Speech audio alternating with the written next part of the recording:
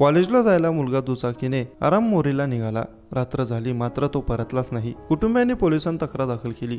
पोलिसांनी शोध घेतला असता ब्रह्मपुरी आरामोरी मार्गावरील वैनगंगा नदी पुलावर दुचाकी व चप्पल आढळून आली। त्यामुळे कुटुंब हादरलं। समीर रामेश्वर राऊत वय वर्ष 24 राहणार हळदा असे तरुणाचं नाव आहे। त्याने आत्महत्या केली असावी असा प्राथमिक अंदाज पोलिसांनी वर्तविला, पण अद्याप त्याचा मृतदेह सापडलेला नाही। त्यामुळे त्याच्या आत्महत्येबाबत संभ्रम व्यक्त केला जात आहे। या प्रकरणी मिळालेल्या माहितीनुसार चंद्रपूर जिल्ह्यातील ब्रह्मपुरी येथे 30 किलोमीटर अंतरावर असलेल्या हळदा या गावातील समीर राऊत हा युवक आरमोरे येथील कॉलेजमध्ये शिक्षण घेत आहे। गुरुवारला कॉलेजमध्ये जातो असं कुटुंबियांना सांगून तो घराबाहेर पडला। नेहमीप्रमाणे आपल्या दुचाकीने तो आरामोरीला निघाला होता। मात्र रात्री उशीर होऊनही तो घरी परतला नाही। मुलगा घरी न परतल्याने कुटुंबियांनी परिसरात त्याची शोधाशोध केली। त्याच्या मित्रांकडून त्याची माहिती काढली, मात्र तो कुठे गेला हे कोणालाच माहिती नव्हतं। त्याचा कुठेच पत्ता लागला नाही। तेव्हा समीरला शोधत असताना त्याच्या नातेवाईकांना ब्रह्मपुरी आरमोरी मार्गावरील वैनगंगा नदी पुलावर त्याची दुचाकी आणि चप्पल आढळली आहे।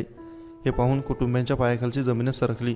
त्याचं कुटुंब हादरलं। त्यानंतर कुटुंबियांनी थेट ब्रह्मपुरी पोलीस स्टेशन गाठलं आणि समीर बेपत्ता असल्याची तक्रार दाखल केली। शुक्रवारी ब्रह्मपुरी पोलिसांनी शुक्रवारी पथक तयार करून नदी पात्राची पाहणी केली, पण समीरचा शोध लागला नाही। शनिवारी देखील पोलिसांचे पथक दिवसभर नदी काठावर शोध घेत होते, मात्र पोलिसांना समीरचा शोध लागलेला नाही।